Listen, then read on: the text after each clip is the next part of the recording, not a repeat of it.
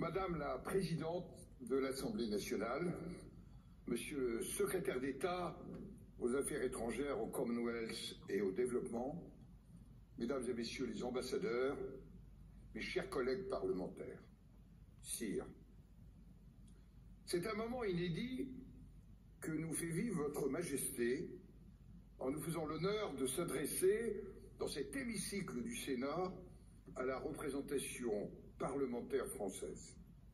Pour la première fois dans l'histoire multiséculaire de nos deux pays, un souverain britannique va prendre la parole devant le Parlement français, réuni dans sa composition bicamérale et dans sa diversité politique.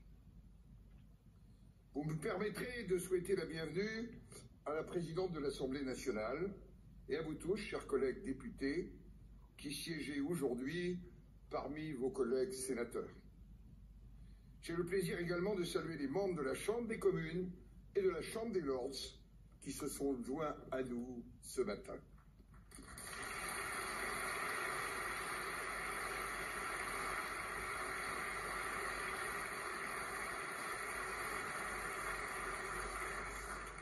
Vous avez tenu, Sire, à réserver au Parlement français le discours public que vous prononcerez dans votre visite d'État. C'est dire l'estime nouée entre la plus ancienne des nations parlementaires, le Royaume-Uni, et le parlementarisme français. De l'habeas corpus à la Charte des droits, le Royaume-Uni a ouvert la voie au parlementarisme moderne. Il faut avoir assisté comme Chateaubriand aux séances du Parlement britannique pour s'exclamer dans les mémoires d'outre-tombe, je le cite, « La liberté contenue dans les limites de l'ordre semblait se débattre à Westminster », fin de citation, Chateaubriand. La démocratie parlementaire est, j'en suis persuadé, le plus sûr antidote pour juguler les passions politiques. Et entre nos deux pays, c'est bien de passion dont il s'agit. Parfois ennemis, souvent alliés, longtemps concurrents, le Royaume-Uni et la France ont destin liés. Dans les heures sombres, le Royaume-Uni fut un refuge pour tous les Français contraints à l'exil.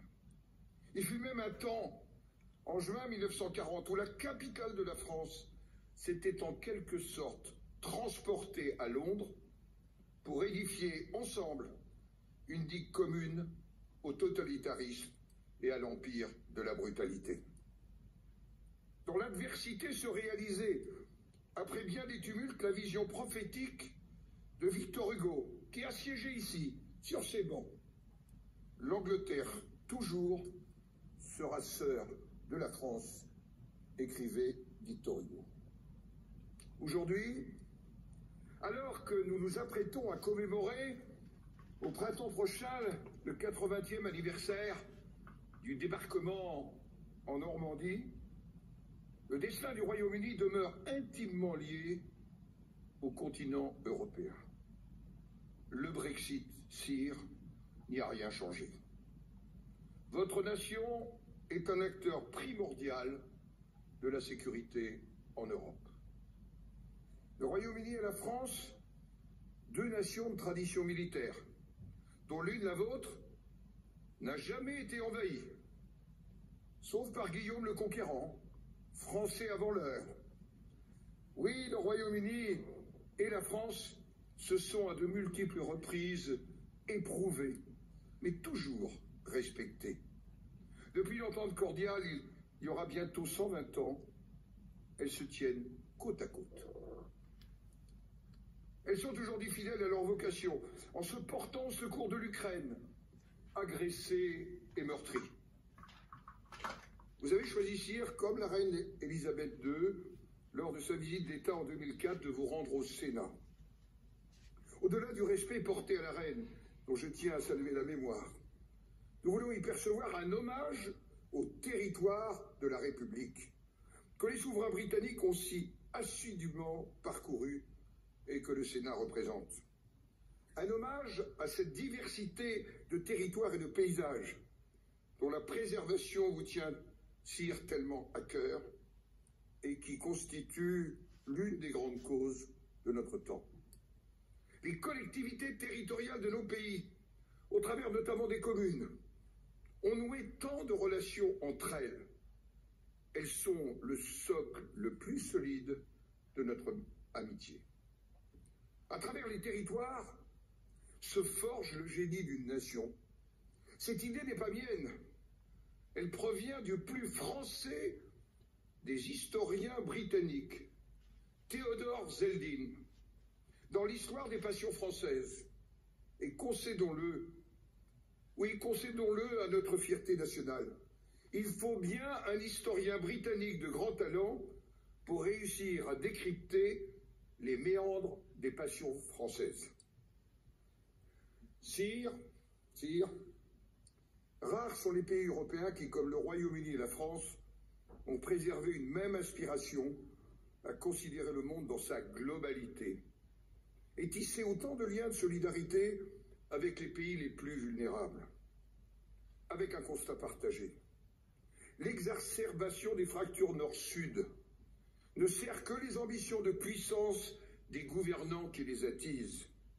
Le néocolonialisme est le fait d'États prédateurs et non des colonisateurs d'hier.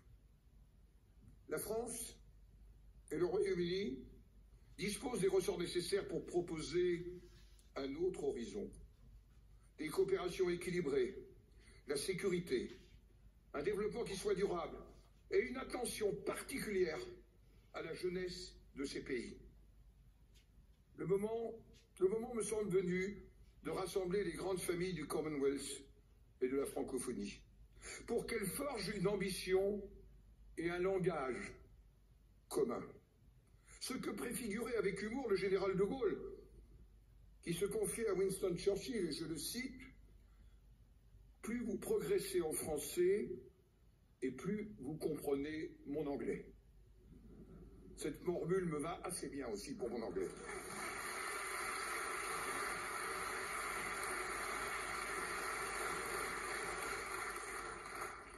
Sire, Sa Majesté la Reine Elisabeth avait déclaré en 1996, lors d'une autre visite d'État, celle du président Jacques Chirac à Londres, et je la cite, « S'il est vrai que nous ne conduisons pas du même côté de la route, il est tout aussi vrai que nous avançons dans la même direction. »